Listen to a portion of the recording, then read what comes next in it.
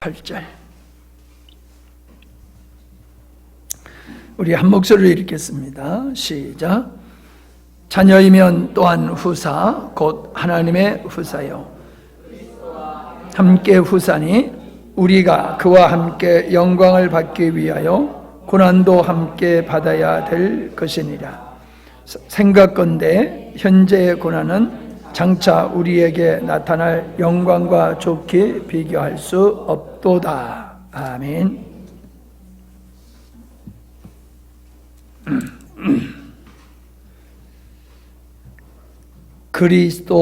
그리스도인들이 다시요. 사람들은 신앙을 갖는 목적이 편안을 위해서, 편안, 그걸 위해서 신앙생활을 합니다. 교회 다니면은 가족들 중에서 반대하시는 분들이 생겨요. 그래서 가정 안에 갈등이 벌어지지요. 그러면은 교회를 나오던 사람들이 안 나옵니다. 권면하면은 그럽니다. 평안하려고 신앙생활 하는데 내가 신앙생활 함으로 말미암아 가정에 불화가 일어나니 불화가 일어나는데도 교회 나갈 이유가 어디 있느냐. 그래서 나는 평안을 위해서 신앙생활을 하지 않겠다. 혹은 반대하시는 부모님이 돌아가시면은 그 다음에 내가 신앙생활을 하겠다. 이렇게 말씀하시는 분들을 자주 만나봅니다. 그게 바로 이방 종교가 가지고 있는 신앙의 주체가 자기라고 얘기하고 자기가 목적이고 자기를 사랑하고 자기를 위한 것이라고 말씀을 드렸습니다. 그러니까는 이방 종교를 갖는 신앙을 그대로 교회에 가지고 들어와서 내가 하나님을 믿는 것은 이 땅에서 편안을 누리고 어려움 없이 살기를 위해서 신앙생활을 한다는 거지요. 불의한 사고를 안 당하고 질병 없고 사업 실패하지 아니하고 아이들이 공부 잘하고 출세하고 잘 진급하고 그런 것들을 얻기 위한 수단으로서 방편으로서 신앙생활을 하는 경우가 있습니다. 경우가 있는 게 아니라 대부분 그렇지요. 자, 그런 분들한테 당신이 예수님을 믿으면은 고난을 받게 됩니다. 그렇게 얘기하면은 신앙생활을 하겠어요? 우리는 초대교회 성도들이 예수님을 믿게 되어지면은 그가 누리고 있었던 모든 것을 다 상실해야 되고 그가 가지고 있는 모든 주권을 박탈당하고 종으로 노예로 죽음의 자리에 들어가게 되는데도 불구하고 초대교회 성도들은 믿음을 가졌었다는 겁니다. 그런 엄청난 박해 속에서 믿음을 가졌었다는 겁니다. 기독교가 부패하는 이유는 신앙의 대가로 평안을 구하는 데서부터 기독교는 부패하기 시작합니다. 신앙의 대가로 평안이 오는 게 아니라 신앙의 대가로 우리는 이 땅에서 고난을 당하게 된다는 것을 성경은 우리에게 말해주고 있습니다. 왜 그러냐 하면은 어둠에 속하여 살다가 빛에 속한 자로 변화를 주기 때문에 어둠에 있는 자들이 빛으로 가는 자를 그냥 놔두지 않습니다. 여러분, 이 어둠의 세계와 빛의 세계는 참 묘합니다. 부부지간에도 어둠의 세계에 있고 빛의 세계로 나눠지면은 어둠의 세계에 있는 사람들이 빛의 세계에 있는 사람들을 핍박을 합니다. 여러분, 교회 다니는 사람이 교회 안 다니는 사람 핍박하는 거 봤습니까? 예? 교회 안 다니는 사람들이 교회 나가는 사람을 핍박하지, 교회 나가는 사람이 교회 안 나가는 부인, 남편, 부모, 자녀를 박해하는 경우는 여러분 못 봤을 거예요. 왜 그렇습니까?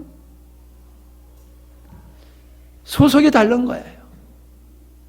하나님 앞에 나가는 자는 빛 앞에 나가는 자이고, 하나님 앞에 나가는 걸 싫어하는 자는 어두운 가운데 있는 자라고 요한복음에서는 말씀해 주고 있습니다.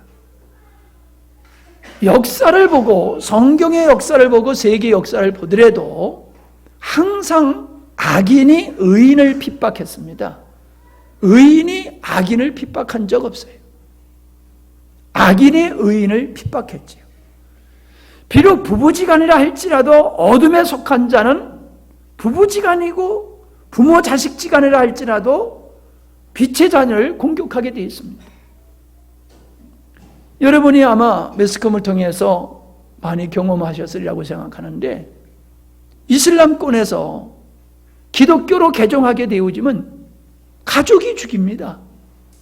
다른 사람이 죽이는 게 아니라 가족이 개종을 했다고 해서 자기 동생을, 자기 형제를, 자기 자녀를, 자기 부모를 죽입니다.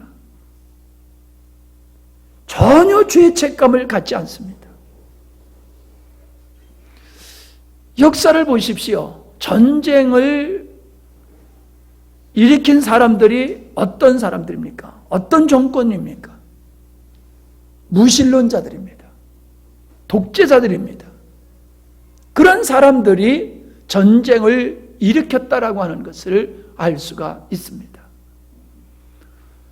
성경을 보더라도요, 하나님께 속한 자를 하나님께 속하지 않은 자들이 박해를 합니다. 아벨을 가인이 죽이지 않았습니까? 히브리서에 보면은 가인은 어둠에 속한 자, 마귀에게 속한 자라고 얘기를 하고 있습니다. 형제지간이지만은 마귀에 속하고 어둠에 속한 자가 빛의 하나님의 자녀를 죽이더라는 겁니다. 쳐 죽였어요. 뭐 형제가 많았겠습니까? 성경대로 얘기하면은 둘밖에 없는데 사실 더 많은 사람이 있었어요. 성경에는 그 두 사람만 기록해 놔서 그렇지요. 어떻든 시간에 아무리 많았다 할지라도 그렇게 사람이 많지 않는, 이제 아담과 하와가 자녀를 낳아가지고 뭐 며칠을 낳겠습니까? 그런 상황 속에서 형제를 죽인다. 여러분, 이처럼 어둠의 세계는 빛의 세계를 향해서 공격을 가하게 된다는 거 기억하셔야 될 줄 믿습니다. 이삭을 이스마엘이 괴롭혔습니다. 야곱을 에서가 죽이려고 했습니다. 요셉을 그 형들이 죽이려고 했습니다.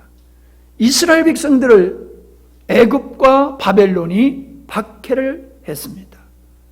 예수 그리스도를 세상이 박해를 하고 십자가 못 박혀 죽였고, 교회가 세워진 이래 이 세상의 종교 중에서 가장 많은 순교자가 나온 것이 기독교입니다.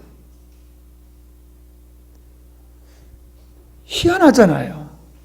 아니, 기독교인들이 이슬람 사람들 같이 테러를 가합니까? 테러를 가하는 이슬람 사람들은 순교 안 당해요. 순교 안 당해요.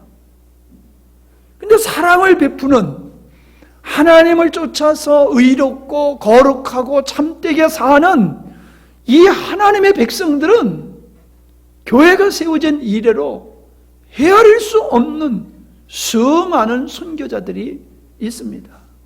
발생을 했어요. 이것은 우리가 빛의 자녀, 하나님의 자녀가 되었으면은 우리는 세상으로부터 고난, 박해를 받게 되어 있다라고 하는 것을 우리에게 보여주고 있습니다. 오늘 뭐라고 분명히 말씀하고 있습니까? 네가 하나님의 자녀가 되었느냐? 하나님의 후사가 되었느냐? 그렇다라고 하면은 예수 그리스도도 십자가에서 고난을 당한 것과 같이, 그리고 하나님의 영광에 참여한 것 같이 너희도 예수 그리스도와 같이 고난을 함께 받아야 된다라고 얘기를 하고 있습니다. 믿음의 생활을 하면은 잘못해서 고난을 겪는 게 아니라는 겁니다. 믿음의 생활을 하기 때문에 고난을 겪게 되고 박해를 받게 되고 더 열심히 믿을수록 더 큰 고난과 박해를 당하게 되어 있다는 겁니다.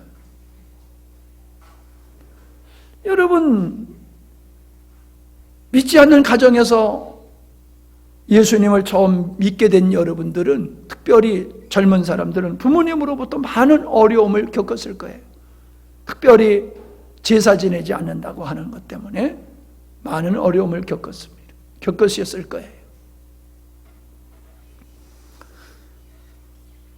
그리스도와 함께 고난을 받는 것이 그리스도는 하나님의 자녀로서 마땅하다고 얘기하고 있는 겁니다. 하나님의 자녀는 예수님이 이 땅에 빛으로 오셔서 어둠의 고난을 받고 십자가를 지신 것과 같이 빛의 자녀, 하나님의 자녀는 이 세상에서 예수님과 같이 환난과 핍박을 당하게 되어 있다는 겁니다. 그것이 무서워서 예수님 못 믿는다, 그것이 싫어서 예수님 못 믿는다, 그 사람은 하나님의 자녀가 아닙니다. 하나님의 자녀는요, 기꺼이 핍박받기를 마다하지 않고 핍박을 받습니다. 사도행전에 보면은 사도들이 고난을 당할 때에, 매를 맞고 어려운 일을 당했을 때에 그걸 아주 마땅한 일로, 당연한 일로 그렇게 여겼다라고 성경은 말씀하고 있습니다. 여러분, 우리는 고난 없이 예수 믿기를 원합니다.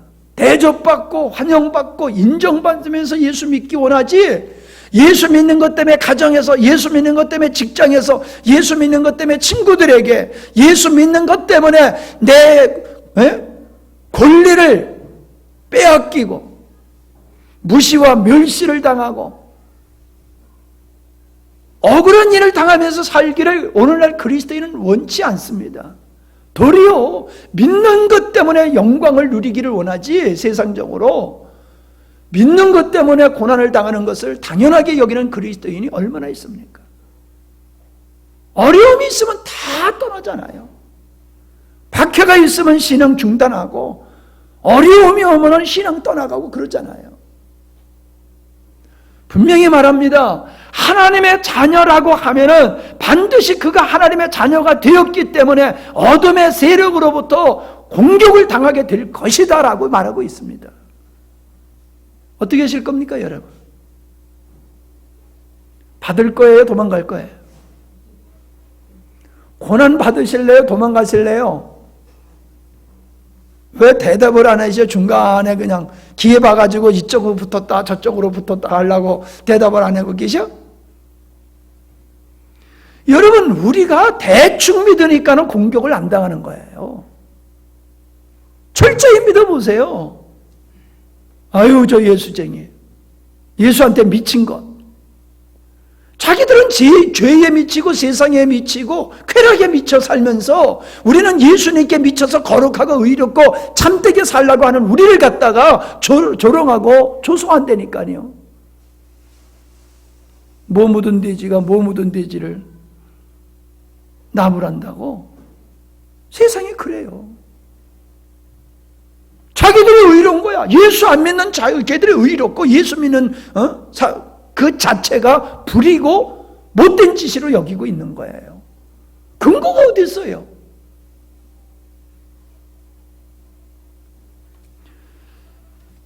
참 신앙은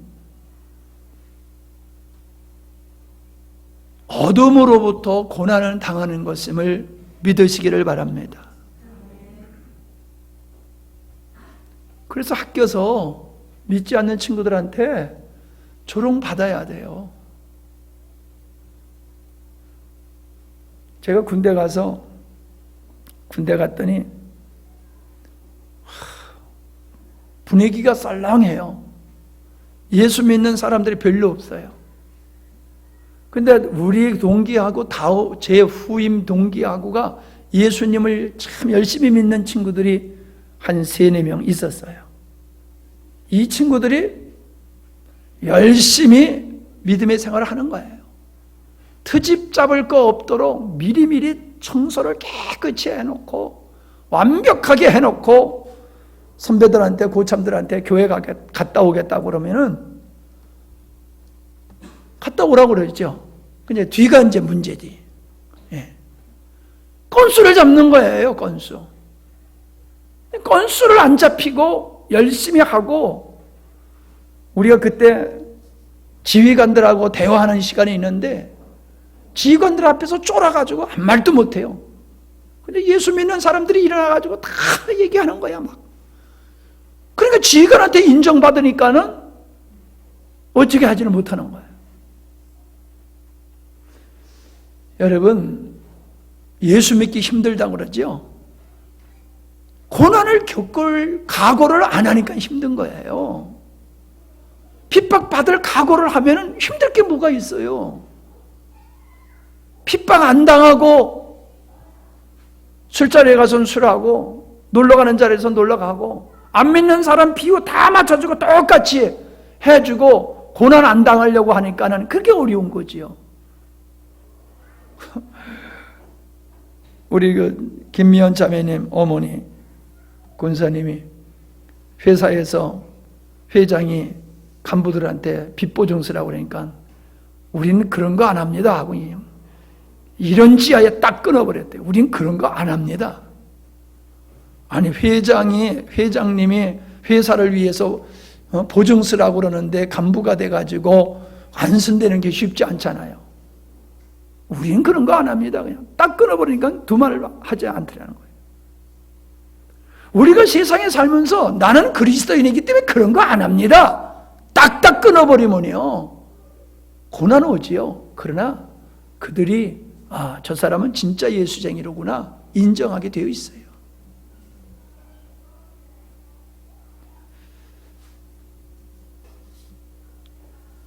요한계시록 14장 11절과 12절을 보면은 고난의 연기가 세세토록 올라가리로다. 고난의 연기가 세세토록 올라가리로다. 짐승과 그의 우상에게 경배하고 그 이름의 표를 받는 자는 누구든지 밤낮 쉼을 얻지 못하리라 하더라. 성도들의 인내가 여기 있나니 저희는 하나님의 계명과 예수 믿음을 지키는 자니라. 하나님의 계명과 예수의 믿음을 지키게 되니까는 고난을 겪게 되는데 그 고난의 연기가 세세토록 있더라는 거예요. 끊지지 않더라는 거예요. 우린 죽을 때까지 예수 믿는 것 때문에 세상으로부터 고난당할 거 각오해야 될 줄 믿습니다. 두 번째로 우리가 두 번째로 넘어가기 전에 마태복음 5장 10절로 12절의 말씀에 보면은 의를 위하여 핍박받는 자가 복이 있다라고 말씀하고 있지 않습니까? 여러분 편안한 거 두 줄을 타가지고 이쪽 줄 저쪽 줄 상황에 따라서 줄을 갈아타고 편안히 사는 게 복이 아니라 주를 위해서 믿음을 위해서 여러분이 고난당하는 것을 복인 줄 믿으시기를 바랍니다. 주님이 그렇게 말씀하고 계세요. 자, 복음을 증거하게 되어지면 또 핍박을 받습니다. 사람들은 복음을 증거하는 걸 참 싫어합니다. 아니, 같이 천국 가자는데 뭘 싫어할 게 뭐가 있습니까? 영생을 얻자고 하는데 반대할 이유가 뭐가 있습니까? 싫어할 이유가 뭐가 있어요? 그런데 사람들은 지옥 가지 말고 천국 가자, 영생하자라고 하는 그 말 자체를 싫어하고 그 말을 전하는, 그 복음을 전하는 사람들을 잡아다가 죽인다니까요. 우리가 열심히 예수 믿으면 우리 한국에서는 그렇게 핍박을 심하게 받지 않지만은 한국에서도요, 열심히 복음을 전하면은 핍박을 다 받게 되어 있어요. 가만히 있으면 핍박 안 당해요. 왜 복음을 전하지 못합니까? 사실 우리가 복음을 전하지 못하는 이유는 무시당하고 멸시당하고 조롱당할까봐, 그것이 무서워서, 그것이 두려워서 우리가 복음을 전하지 못하는 거예요. 그것들 떠드는 소리가 아주 그냥 내 목소리보다 더 크네. 좋은 시절이에요. 불을 환하게 켜놓으니까 막 그냥 마음대로 뛰어놀고 참 좋습니다. 대한민국이 복음화된 이 일은 수많은 선교사님들이 이 땅에 와서 순교를 했기 때문입니다. 선교사님만 순교한 것이 아니라 그를 따라온 아내가, 그리고 그 자녀들이 이 땅에서 풍토병으로 죽었습니다. 지금 우리나라 선교사들이 어디 가가지고 좀 순교했다, 사실 어떻게 보면 좀 순교다운 순교도 아닌 것 같아요. 좀 억지로 순교 같은 좀 그런 느낌이 드는데, 순교를 가끔 당한 사건들이 생깁니다만은, 그러면 아주 난리요. 왜 그런 위험한 지역에 들어가가지고 무모하게 그런 데 가가지고 예수 믿으라고 그렇게 떠들다가 죽어가지고 나라 전체를 힘들게 하고 있느냐. 그래서 아프가니스탄에 단기 선교 갔다가 선교사님 목사님 한 분 순교당했잖아요. 세상이 난리요, 난리. 근데 교회는 아무 말도 못해요. 그걸 자랑스럽게 여기고 영광스럽게 여기고 할렐루야 해야 되는데 죄 진자 그냥 그래요. 우리는 세상을 향해서 떳떳해야 되잖아요. 우리는 복음 전에다가 죽었다, 순교당했다, 그걸 자랑스럽게 여겨야 되는데 세상 언론이 난리법석을 치니까는 그냥 기가 죽어가지고 죄인 모양 그런 모습으로 들어오더라고요. 이 땅을 복음화시키기 위해서 얼마나 많은 사람이 죽었는데요. 양화진에 가보세요. 거기에 수많은 사람, 전국적으로 순교자들의 묘소들이 얼마나 많이 있습니까? 복음을 전하면 사람들이 죽입니다.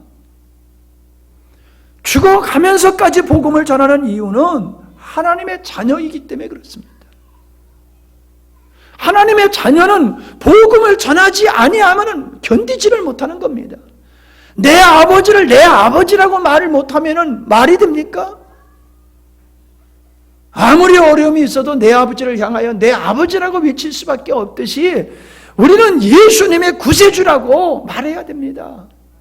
기독교는 독선주의자라고 얘기하고 손가락질을 해도 예수만이 오직 구원주입니다라고 말할 수 있어야지 됩니다.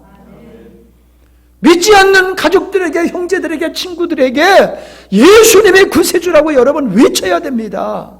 그래서 여러분이 모욕을 당하고 무시를 당하고 고난을 겪어야 됩니다. 그래야지 하나님의 역사가 이 땅에 놀랍게 일어나는 겁니다. 우리는 고난을 겪지 아니하고 예수님을 믿기 때문에 복음의 능력이 약하다라고 하는 것을 우리는 알게 됩니다. 고린도후서 11장에 보면은 바울이 복음을 전하다가 겪게 된 많은 고난을 기록해 놓고 있지 않습니까? 그는 복음을 전하지 않으면 아주 편안히 살 수 있는 사람입니다. 지금도 박사라고 하면은 대단하지만 그때 당시에 이 가말리엘 문화에서 수학을 한 사람이라고 하면은 엘리트 중에 엘리트입니다. 가만히만 있어도 잘 먹고 잘 살고 편안히 살 수 있는 사람입니다. 근데 그가 모든 것을 다 놓고 복음 전하는 전도자로 살았기 때문에 동료들에게 고난을 당하고 민족에게 고난을 당하고 얼마나 많은 고난을 그가 겪었습니까? 지금도 마찬가지입니다, 여러분. 그런 고난을 감수하고 복음을 전해야지 복음이 능력 있게 전파되는 걸 믿으시기를 바랍니다. 이제 우리가 새롭게 좀 나가야 될 것 같아요. 제가 자꾸 그러지 않습니까? 전도 안 된다고 하는데 전도가 안 되는 게 아니라 안 하잖지 않냐고. 전도를 하면서 안 된다고 말해야지 전도를 안 하면서 안 된다고 말하는 건 말이 안 되잖아요. 1년에 한 번 누구한테 야 우리 교회 한번 가자, 그걸 전도라고 얘기하면 말도 안 되는 거예요. 전도란 예수님이 구세주고 우리가 당신이 죄인이다, 당신이 죄인이기 때문에 그대로 가면 당신은 멸망받는다, 예수 그리스도를 믿고 그분을 구세주로 영접할 뿐만 아니라 그분을 주인으로 모시고 살아야 된다라고 복음을 제대로 전해야 된다는 거 아니에요. 우리는 그렇게 복음을 안 전하잖아요. 교회 가면은 애들 기르기 좋고 마음 편안하고 교회 가면은 재미있고, 복음은 쏙 빼놓고 다른 것들 가지고 얘기를 하잖아요. 맞긴 맞는 얘기지요. 근데 교회가 친교장입니까? 사교장입니까? 애들 교육시키는 교육장입니까? 아니에요. 병원도 아니에요. 교회 나가면 다 병 낫는다고. 병 낫는 역사가 있지만은 병 낫기 위해서 우리는 예수 믿는 게 아니에요. 내가 죄인이기 때문에 예수님 믿는 거예요. 당신이 예수 믿어야 할 이유는 당신이 죄인이기 때문에 예수를 믿어야 된다는 거예요. 우리는 이것을 전해야 될 줄 믿습니다. 우리가요 요즘 그렇게 고난 안 당하고도 우리 예수 믿고 그렇게 고난 안 당하면서 전도할 수 있는 좋은 시대에 우리 살고 있잖아요. 진짜 전도한다고 잡아다가 죽입니까? 우리는 그런 어려움을 안 겪잖아요. 근데 그런 전도하면 죽게 되어지는 걸 알면서도 전도하는 사람이 있고, 예수 믿으면 죽게 되는 걸 알면서도 예수 믿는 사람이 있다는 사실을 생각해 볼 때에, 예수 믿는 것 때문에 수십 년 예수님이 있는 것 때문에 감옥살이 한 이런 사람들이 이 땅에 있는 걸 바라볼 때에 참 우리는 신앙생활 엉터리로 하고 있다. 진짜 신앙생활 엉터리로 하고 있다. 나는 인본주의, 기복주의가 아니라고 말하지만은 우리가 복음을 위해서 우리가 고난을 겪지 않는다라고 하면요, 사실 우리는 벌써 기복주의에 빠져 있는 거고요, 인본주의에 빠져 있는 겁니다. 바울이 뭐라고 말하고 있습니까? 우리의 잠시 받는 환난에 경한 것이, 바울이 얼마나 많은 환난을 겪었는데 그가 말하기를 경한 것이라고 그랬어요. 힘들고 어려운 것이 아니래요. 그리고 지극히 크고 영원한 영광에 중한 것을 우리에게 이루게 함이라 라고 말하고 있습니다. 바울은 갈라디아서 6장 17절의 이후로 누구든지 나를 괴롭게 말라. 내가 내 몸에 예수의 흔적을 가졌노라. 예수의 흔적을 가졌다는 게 뭡니까? 복음을 전하다가 고난을 겪었다는 거예요. 영혼을 구원하다가 어려움을 겪었다는 거예요. 그래서 매도 맞고 상처가 있다는 거예요. 오늘 우리들의 이러한 훈장이 있어야 돼요. 전쟁터에 가서 싸운 사람은 반드시 상처가 있습니다. 칼자국, 창자국, 총자국, 자국이 있어요. 영웅일수록 흉터가 많은 거예요. 오늘 그리스도인은 예수 믿고 예수 전하다가 흔적을 가져야 될 줄 믿습니다. 흔적이 있어야 돼. 골로새서 1장 24절에 내가 이제 너희를 위하여 받는 괴로움을 기뻐하고 그리스도의 남은 고난을 그의 몸된 교회를 위하여 내 육체에 채우느라. 바울은 복음을 전하면서 성도들을 돌보는 일을 위해서 고난을 당하는, 그래서 자기가 육체적으로 엄청 힘들고 어려운 것을 기뻐하고 당연히 여기고 있더라라고 하는 겁니다. 두려워하지 마세요. 로마서 8장 우리 35절부터 보면은 누가 우리를 그리스도의 사랑에서 끊으리요? 환난이나 곤고나 핍박이나 기근이나 적신이나 위험이나 칼이라. 기록된 바 우리가 종일 주를 위하여 죽임을 당케 되며 도살할 양같이 여김을 받았나이다 함과 같으리라. 여러분, 죽임을 당하게 되고 도살할 양과 같이 고난을 겪게 된다 할지라도 이기게 된다는 거예요. 누구를 통해서? 37절을 보니까 이 모든 일에 우리를 사랑하시는 이로 말미암아 우리가 넉넉히 이기리라. 주님께서 우리를 붙잡아 주신다는 거예요. 나는 그랬잖아요. 총 맞고 순교하라고 그러면 10번도 할 것 같은데 칼로 목을 잘라가지고 죽인다라고 그러면 참 못할 것 같아요. 그거는. 근데요, 순교자들은 주님이 붙잡아 주시니까 순교를 당하게 되어 있는 겁니다. 믿음이 있어도요, 고난이라고 하는 거는 힘들고 어려운 거예요. 여러분, 가죽을 벗겨서 죽이고요, 사람을 나무에다 매달아 놓고 불을 태워서 죽였다니까. 산 사람을 예수 믿는다고 사자밥에다 갖다 집어넣고 사자들 찢어서 먹고. 그걸 어떻게 이길 수가 있습니까? 그런 환난을, 그런 고통을. 북한에서 예수님 믿다가 발각 깨가지고 그들이 고통당하는 그런 글들을 한번 읽어보세요. 완전히 인간 취급하지 아니하고 짐승마저도 못하게 대우를 하는데도 그들이 이제는 내가 떳떳하게 예수 믿게 되니 할렐루야 그러는 거예요. 그분들은 그런데요, 예수 믿는 게 발각되면 큰일 났다가 아니라 할렐루야, 이제 내가 마음 놓고 예수 믿게 됐으니 감사하다. 그래서 그런 수용소에서 고난을 당하면서도 감사함으로 예배하며 감사함으로 그 고난을 이긴다는 거예요.